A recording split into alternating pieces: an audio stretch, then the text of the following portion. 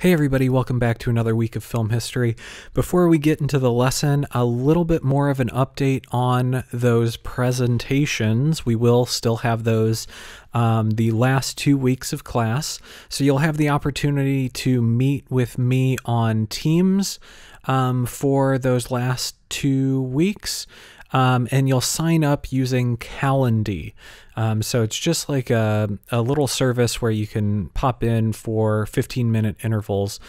So there will be a link posted along with this YouTube link where you can sign up for your time slot. Now remember, if none of these time slots work for you, you can always record your presentation and send that to me. I will have an assignment up for people who want to do that. That's going to happen about a week before the presentation starts. So you won't see that just yet, but a week before people start meeting for presentations, I'll make a new assignment that you can find under course content, and you can submit a link to your video. You probably won't be able to attach a video unless it's a very small file size, but if you just do like a YouTube link, that's going to be just fine for me. If you do choose to use YouTube, and you don't want it to be public for everyone to see, make sure that it is unlisted, not private. If you make it a private link, the only way I can see it is if you grant me access. And if it takes a little while for me to get access from you, that could cause issues with grading. So unlisted, anyone you share the link with will be able to see it. But it won't pop up on YouTube. No one can search for it and find it or anything like that. If you want to use some other service, that's just fine, so long as if I click the link and open it, I can see your video. Okay, so hopefully that clarifies any issues you may have had from last week. Again, a little bit more information will be coming when we get closer to it, but the Calendly link will be up as soon as I post this video. When this video goes live, that's when the Calendly link will be available to you. All right, so back to the 1970s, and it's not exactly the 1970s. It's a period of the late 1960s all the way until the early 1980s, but it's the New German Cinema, or the German New Wave. And it's called the German New Wave because it has such a similarity to the French New Wave, but the New German Cinema is what they called themselves. It's a group of filmmakers who were dissatisfied with the state of things in Germany in terms of the film productions there. They didn't think that the films being produced had a lot of artistic merit to them, and they wanted to change how German cinema functioned by creating more artistic pieces and reaching a more mass audience. They wanted to revitalize German cinema like what it was in the silent film era and just after. What we saw in the 1920s and 30s before German cinema became an arm of propaganda for the Nazi Party. And the New German Cinema wouldn't do exactly what it intended to do. It was very popular internationally, and that's kind of why we're looking at it today, but it didn't reach the pinnacle in Germany that it expected to. In Germany itself, these films weren't super popular, but they are interesting for the time and the place. So these films are very much told from a German perspective in the 1970s. So there's a lot of German politics injected in here.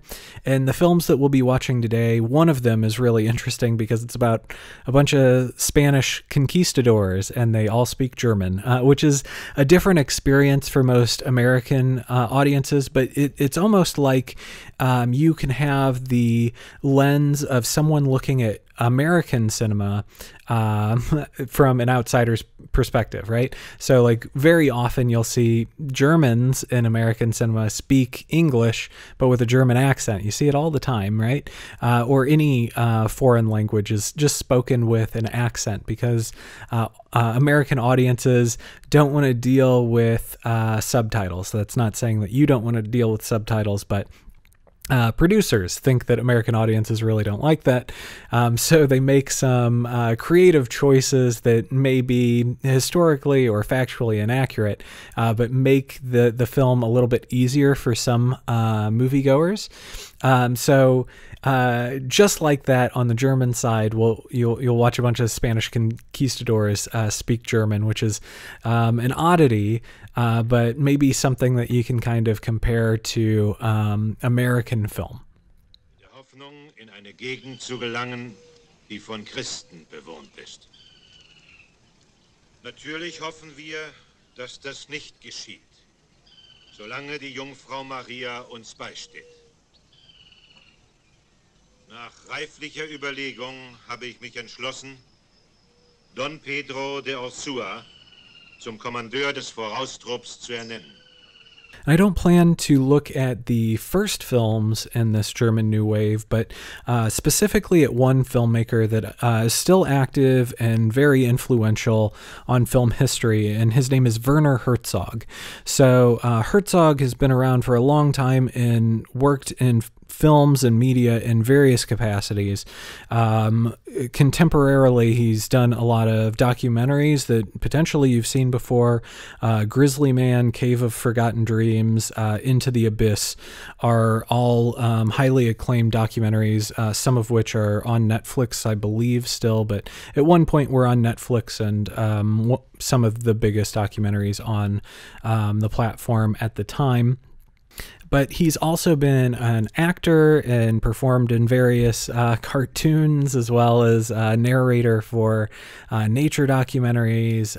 He's parodied by comedians, and he's been an actor in various art house films. So if you're at all familiar with like Harmony Korine, he is a regular in Harmony Korine films. I saw this Dirty Harry, and the end is really a Oh, there was this tremendous shootout. You should better listen. Just listen. Grandmama, listen. Just listen. There was this shootout. Dirty Harry has this bad guy cornered. I mean, he was a real bad guy. And there's this tremendous shootout. They're really exchanging lots of fire. They're shooting bullets at each other, and they keep missing.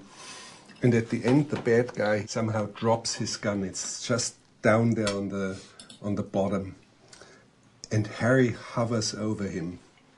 And now Harry, I mean, he's really full of contempt. And Harry's standing there, he's totally full of contempt, and he says to him, "We have wasted many of our bullets. Do you think there is still a bullet left in your gun?" And he says to him, "You know, now you've got to ask yourself a question. Do I feel lucky?" And then at that moment, the bad guy lunges for his gun, raises it, and it just does click. Yeah. He hasn't got a bullet left. And Harry blasts him away. He just blasts him into a river. He blasts him, he knocks him off the feet and blasts him away. See, that's good stuff. I truly like that. I don't like the artsy-fartsy thing. I think I hated his poem.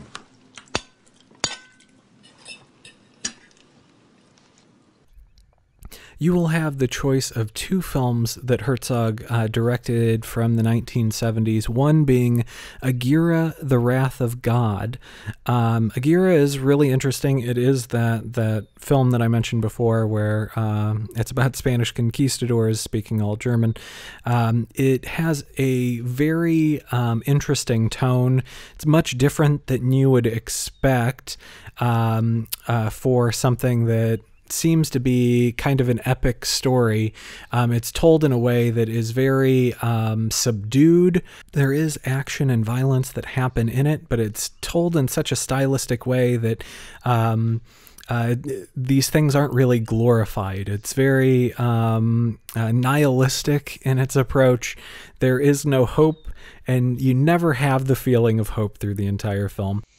Wer auch nur wagt, ganz davonlaufen zu denken, wird in 198 Teile zerstückelt. Und auf ihm wird dann so lange herumgetrampelt, bis man die Wände mit ihm streichen kann.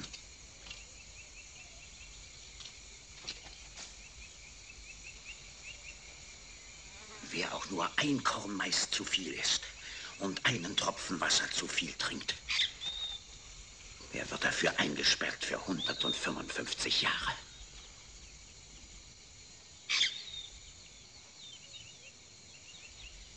Wenn ich Agirre will, dass die Vögel tot von den Bäumen fallen, dann fallen die Vögel tot von den Bäumen herunter.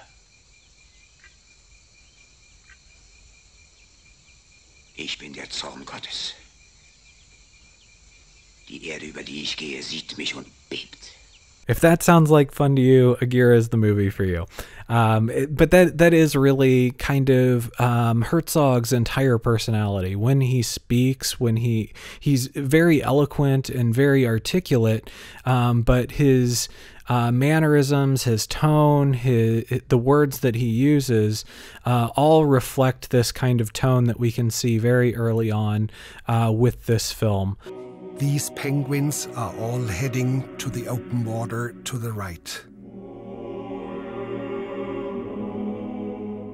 But one of them caught our eye, the one in the center.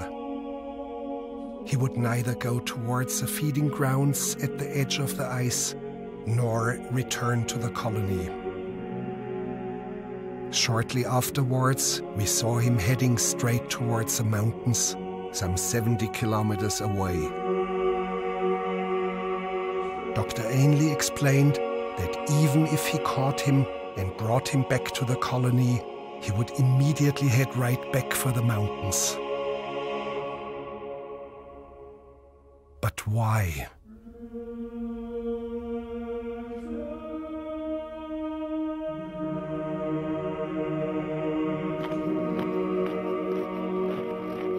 One of these disoriented or deranged penguins showed up at the New Harbor diving camp, already some 80 kilometers away from where it should be.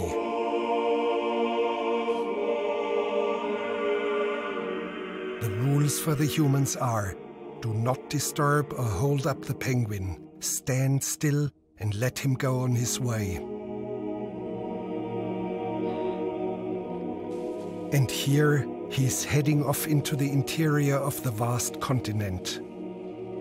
With 5,000 kilometers ahead of him, he's heading towards certain death.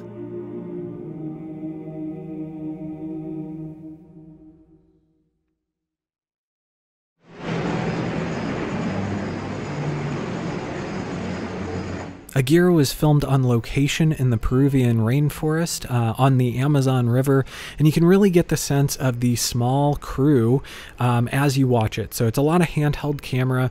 It feels very reminiscent of the Japanese cinema that we watched, the French New Wave, the things that are just like cameraman is pointing a camera at the action that's happening, but place that sort of film crew in an incredibly dangerous situation out in the elements in the middle of the Peruvian rainforest, and you have something very similar to Aguirre. Herzog was very insistent on making the Amazon rainforest and the mountains there all look not beautiful, so they shot in specific ways to limit the beauty and make everything seem more arduous. The film is about an hour and a half long, but it feels much longer. It is dredge through the mud, and that's exactly how the film starts. It's a large group of people marching through the mud in heavy armor. It is a difficult watch and a sort of frustrating experience for you to sit through.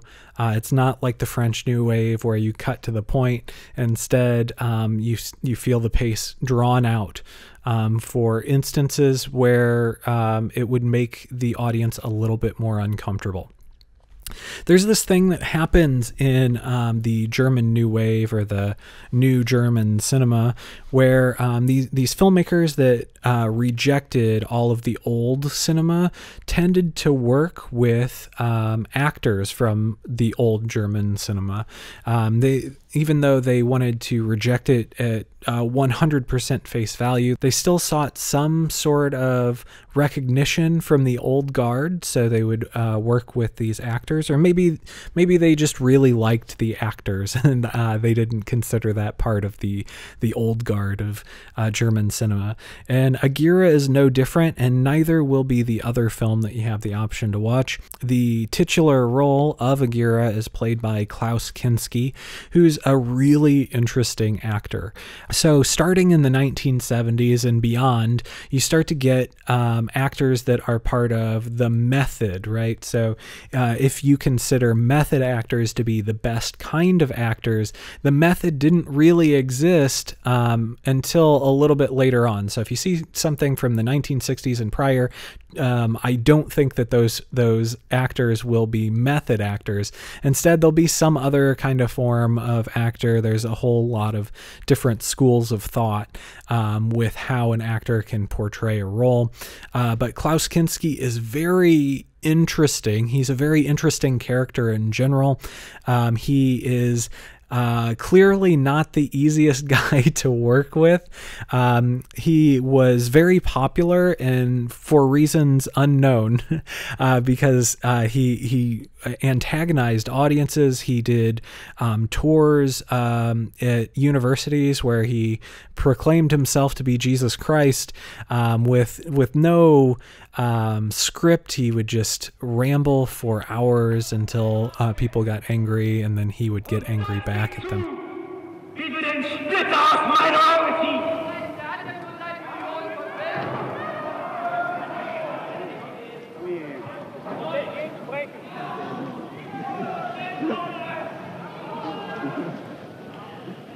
Jesus zieht sein Hemd aus und lässt jeden sprechen. Kniet vor dem ersten Besten nieder und wäscht ihm mit seinem Hemd die staubigen Füße.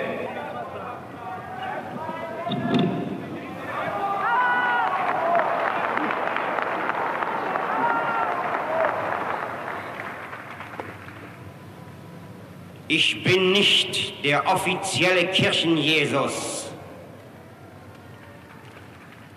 der unter Polizisten, Bankiers, Richtern, Henkern, Offizieren, Kirchenbossen, Politikern und ähnlichen Vertretern der Macht geduldet wird. Ich bin nicht euer Superstar.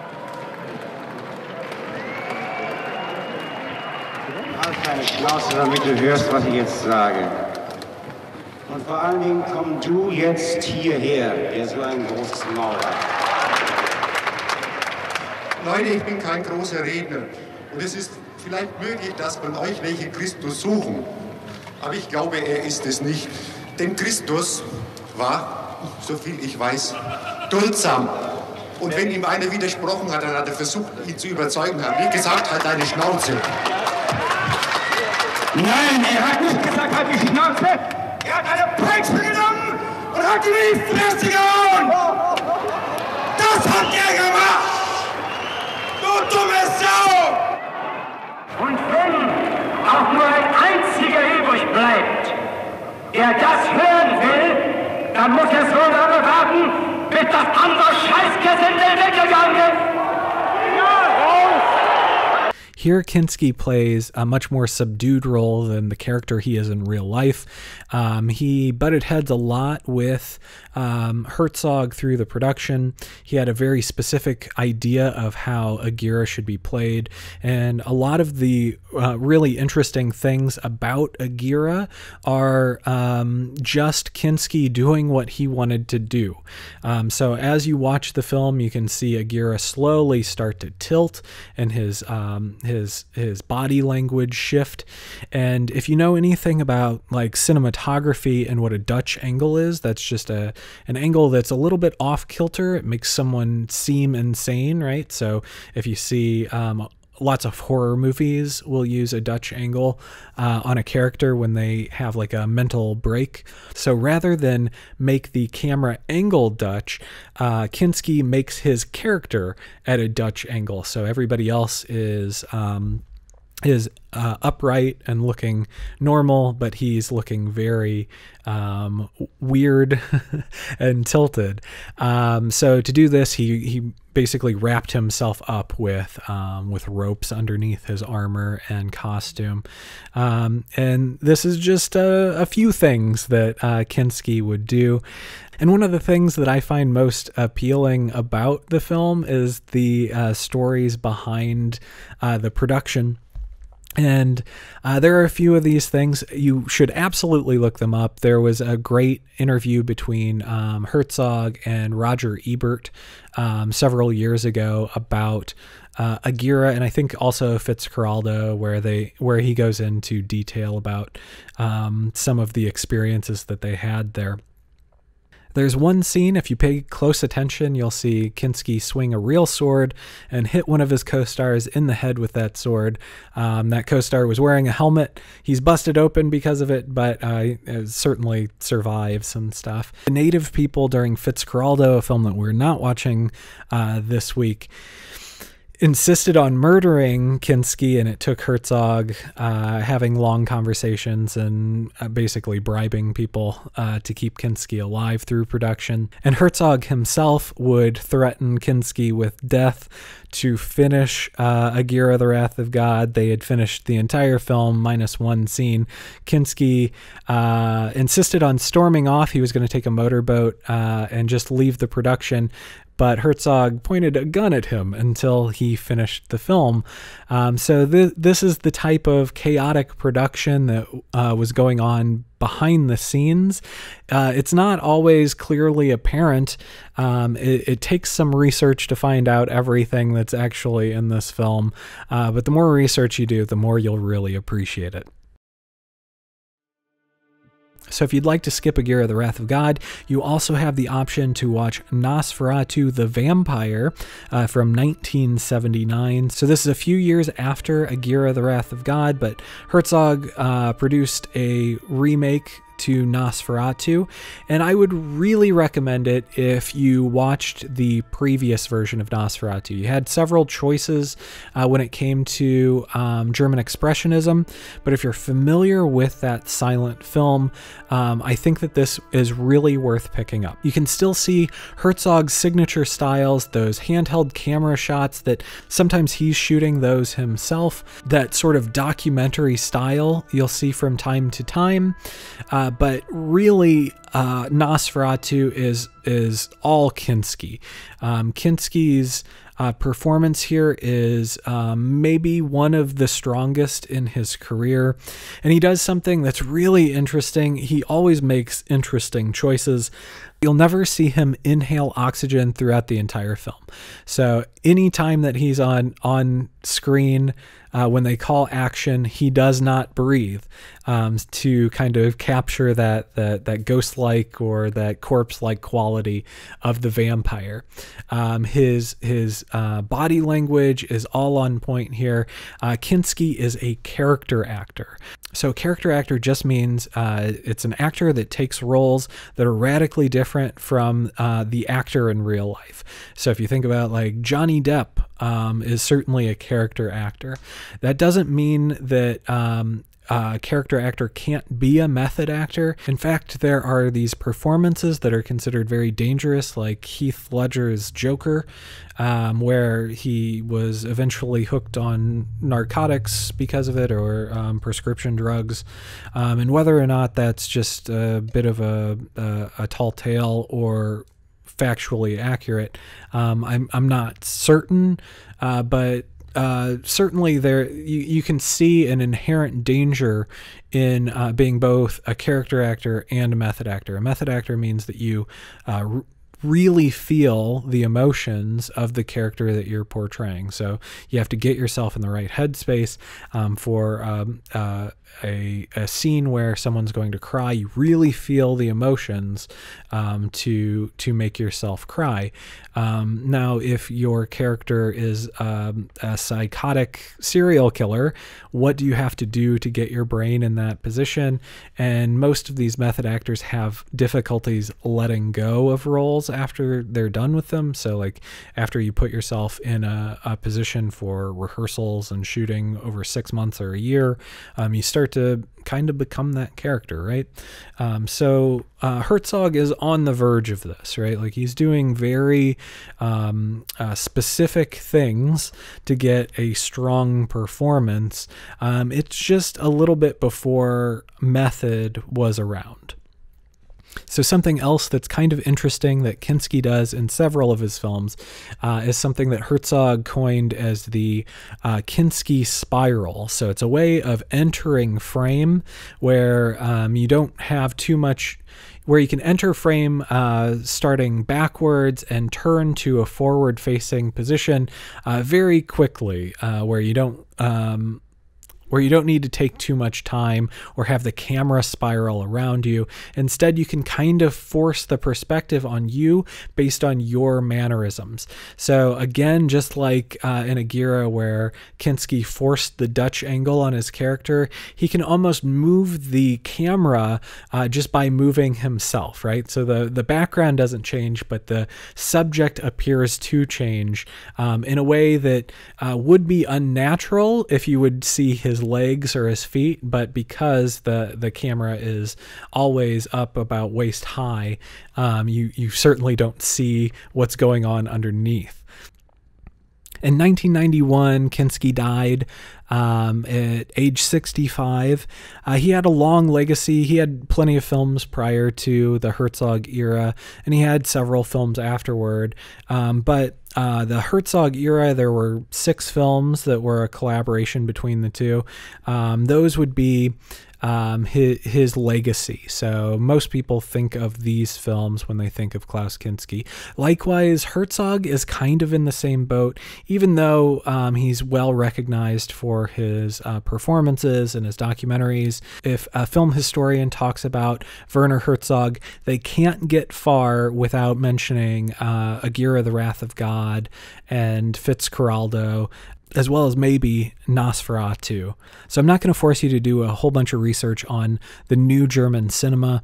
Instead, I would like for you just to do some research on these films themselves. So if you think that the couple of stories I told you about Aguirre, The Wrath of God were interesting, or how Kinski modeled his performance in Nosferatu, look into those things. If you're just kind of a fan of horror movies or vampire movies in general, maybe you want to watch Nosferatu, but look into the production itself and how they pulled some things off and how it's just a little bit different. You'll notice some things in terms of aesthetics just by watching the movie, but the stories behind these movies are what make them really interesting. Do some research on this stuff, and I will leave things open to you in your blog entry this week. So you have free reign to write whatever you'd like about the German New Wave. So it is up to you. If you want to write about Kinski, if you want to write about Herzog, if you want to write about Spanish conquistadors in general, or do a compare and contrast between Nosferatu in the silent era versus Nosferatu in 1979, that is totally up to you. A couple of notes about these films: they are not on HBO Max, so we're going back to the well.